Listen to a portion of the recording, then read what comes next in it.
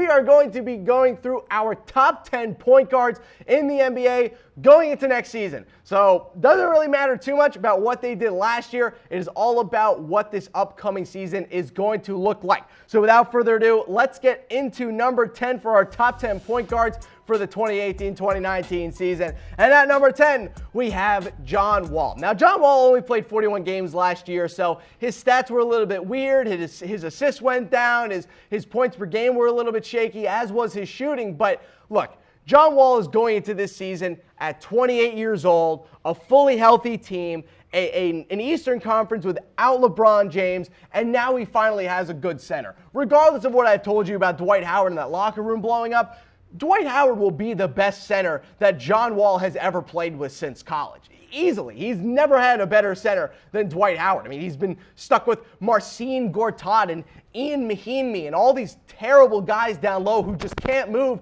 and they just can lay something in off the glass. So John Wall is going to have a really fun time this year. A lot of great pieces around him. Bradley Beal coming back healthy. Otto Porter coming back healthy. They draft Troy Brown, who's going to help him on the wing. Kelly Oubre Jr. is hopefully going to take another step forward. So John Wall, I've always thought that John Wall, if he had better coaching throughout his NBA career, could have ended up with a Chris Paul-esque kind of career. I really do. I mean, he always had the ability. He had the speed. He had the scoring ability. He had the passing ability. And he had the court vision.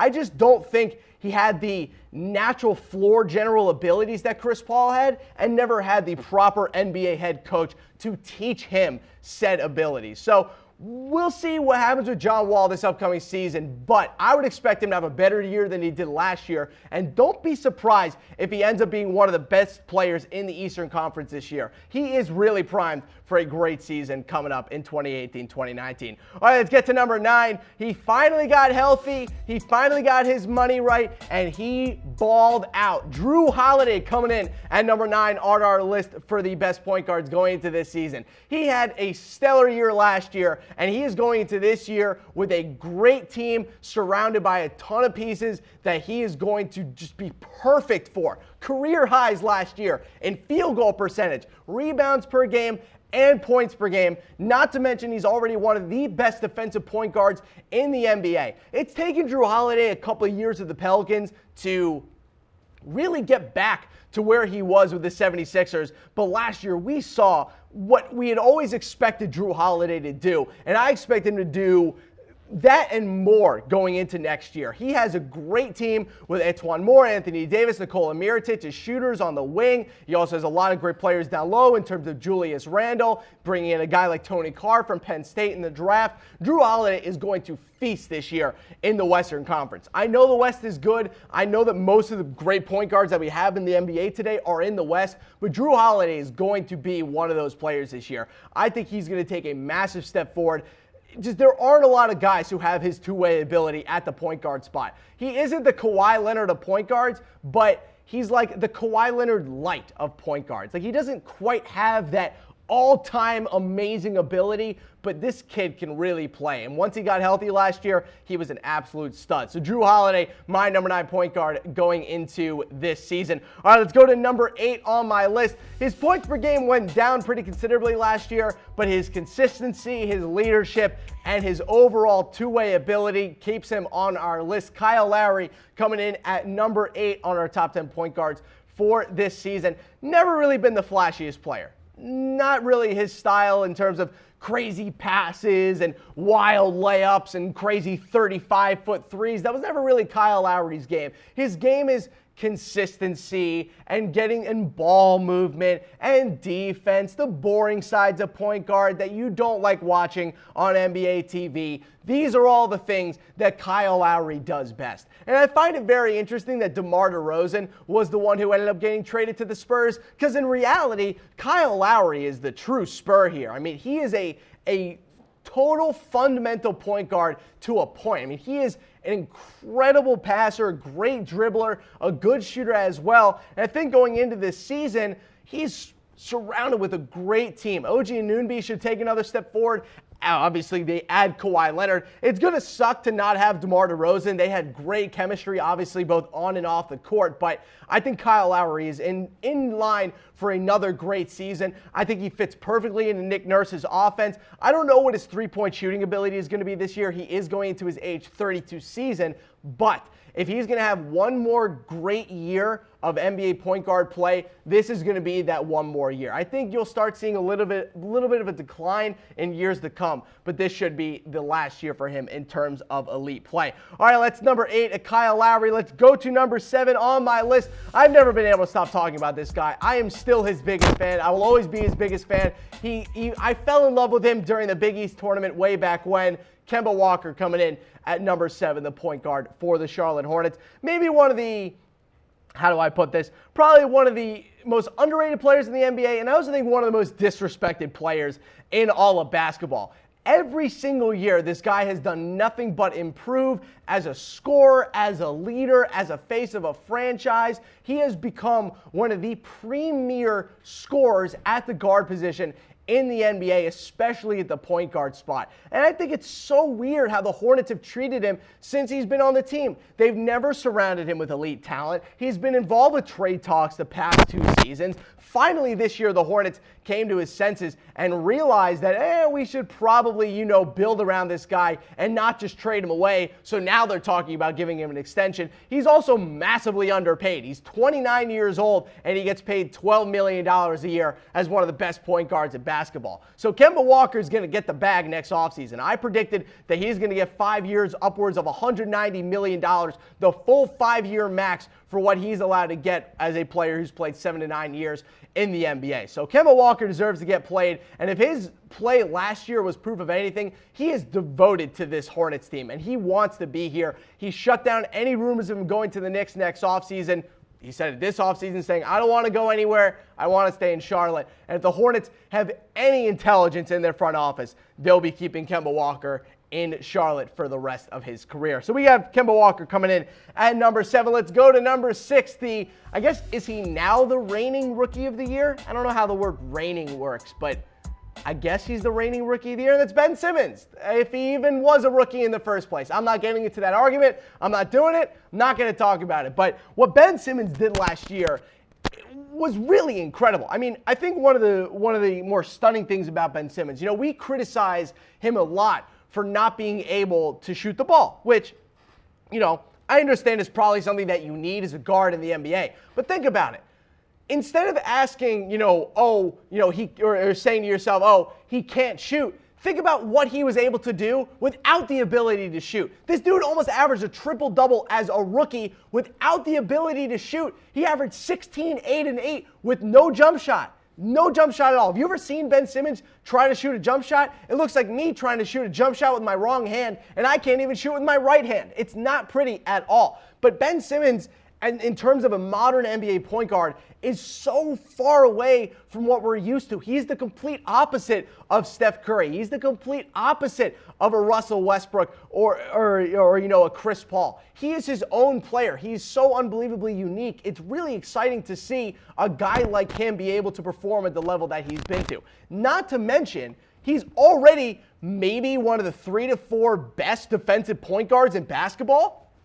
He can also defend maybe all 5 positions by next season. The dude is 6'8" at 22 years old, is an NBA point guard averaging 16, 8, and 8. You're not going to find that every day. Ben Simmons doesn't grow on trees. He is a really special player. And I think once he does get a jump shot, I think we get a small one as the years go on, kind of similar to what Tony Parker did, maybe a floater or a small elbow jumper. Ben Simmons is going to be the best point guard in the NBA maybe in 2 seasons, maybe by the end of next season, who knows? But Ben Simmons is here to stay. And I don't think he necessarily needs a jump shot because he's already so great without one, but we're going to see a really fun progression for Ben Simmons over the next couple of years. I'm pumped, even as a Celtics fan, to see what Ben Simmons is going to turn into over the next couple of years. So Ben Simmons coming in at number 6 for our top 10 point guards for this upcoming season. Let's go to number 5 on our list. The dude can't stay healthy, but I really don't care. He remains the best floor general in all of basketball, and that is Chris Paul. An incredible stat. The Rockets were 50-8 when Chris Paul played last year. 50-8. Unbelievable record for a guy who's had a lot of injury problems in the NBA or in his NBA career. I would argue, and I think this has actually been repeated by multiple people as well, Chris Paul is the unluckiest player in the history of basketball. In the history of basketball, without a question, the unluckiest player. He finally gets a good team with the New Orleans Hornets, and the team just falls apart, can't get past the Spurs with him and Tyson Chandler. They just couldn't move on. He eventually gets traded to the Los Angeles Lakers, only for the NBA and David Stern to shut down his trade, only for him then to go to the Los Angeles Clippers, not be able to get to a Western Conference Finals despite having Blake Griffin and DeAndre Jordan and Doc Rivers. Then he goes to the Rockets. Finally, the number one team in the West. They make it to the Western Conference Finals. He goes all the way to Game 6, up 3-2 against the Warriors, and he gets injured in Game 5 and misses the last 2 games of the series. It is so unfortunate how Chris Paul's career has gone. There are multiple different dimensions where Chris Paul has won 3 NBA titles as a member of the Los Angeles Lakers. It is such a shame what has happened to Chris Paul throughout his entire career. I feel so bad for the dude. I really do. But we'll see what he does this year coming off that huge contract that he just signed this past offseason. So Chris Paul, number 5 on our list for the top 10 point guards for this upcoming season. All right. Let's go to number 4. Let's start to get really into the thick of the best point guards in the NBA. Number 4, it is Kyrie Irving. So we saw Kyrie this year really take a step forward. I think in terms of his overall maturity on the court is really what I saw. Now, this really was his first year without LeBron James, with a good coach and a decent roster. I mean, we always crap on Kyrie Irving for, what's his record without LeBron? Go look at his teams without LeBron James. They were complete garbage. They were terrible.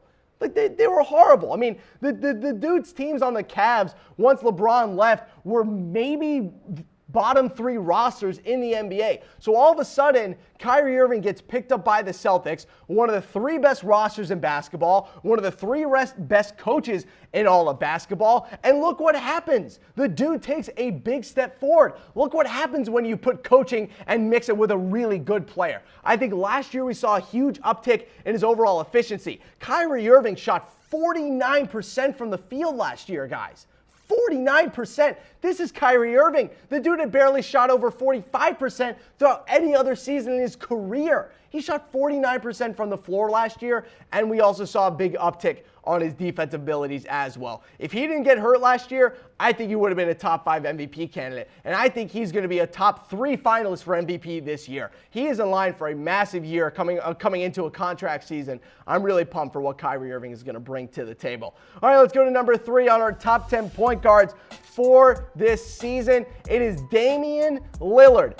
Everyone kind of woke up last year and realized that Damian Lillard is amazing.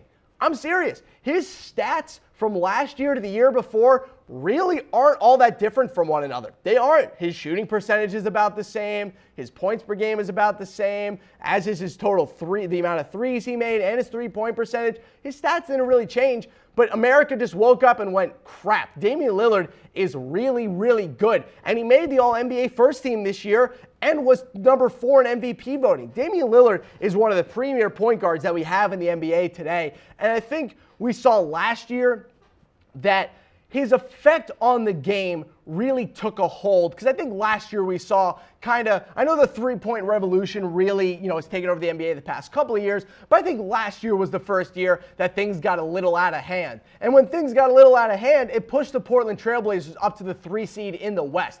And once they did, it kind of woke up the rest of the country that, hey, one of the 10 best players in the NBA is currently sitting in Portland.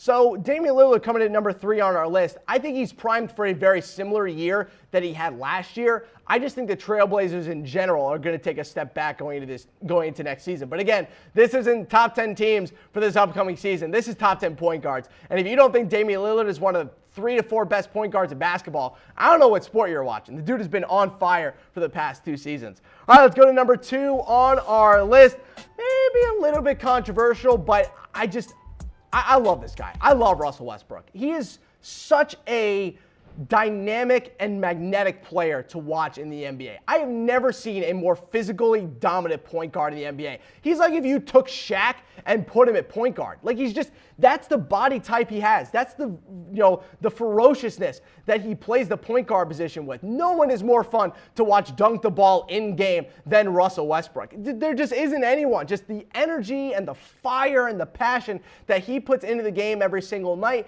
It reminds me of like an Odell Beckham Jr. where people say, he's a problem on the court. He's overly passionate. He's too emotional. I want my guys to be emotional. I want my on-court leader to also be my emotional leader for my team. And that's what Russell Westbrook is. No one has ever averaged a triple-double in back-to-back seasons. Now, I know he did it last year because he got like 25 rebounds in his last game or whatever it was, but I don't think at this point you can talk about the best players in the NBA, especially the point guards in the NBA, without having Russell Westbrook be one of the first names that comes out of your mouth. For me, he's number 2, and I think he's in line for another great year coming up this year. All right, let's go to our number 1 point guard on the list. And at number 1 for this season, who else could it be? It's Steph Curry. When healthy, he is the best point guard in the NBA. I'd actually argue that when healthy, outside of LeBron James, he is the most impactful player in all of basketball. Since the start of his NBA career, that's incorrect, since the start of the Warriors dynasty in general, talking about 5 years ago, Steph Curry is the highest winning percentage of any single player in the NBA when he plays, of close to 85%. When Steph Curry is on the court, you win 85% of your games. It's incredible to me. And I think last year we really saw what his value is to this Warriors team. Not that we really needed another reminder, but once Steph Curry went down, the whole team fell apart. Completely fell apart down the stretch in the regular season. They lost 10 of the last 17 games. They lost 4 of their last 5 going into the playoffs. Kevin Durant and Draymond Green were yelling at each other from a report that I had last week. The team completely fell apart at the seams. And then, once Steph Curry came back, everything was fine again. Obviously, they had a really tough Western Conference Finals, but once we got into the actual NBA Finals, Curry was fully healthy and they roasted the Cavs. But look, Steph Curry, to me, is still the best point guard in the NBA. And I think that when he is healthy, he's maybe the most impactful player outside of LeBron James. Now, if you're wondering and saying, where's James Harden on this list? James Harden is not a 1. James Harden is not a 1. James Harden is a combo guard. And with James Harden being a combo guard, we will include him, obviously, as the number 1 player on our list for the shooting guard spot, if you're wondering who else could be the number 1 shooting guard in the NBA.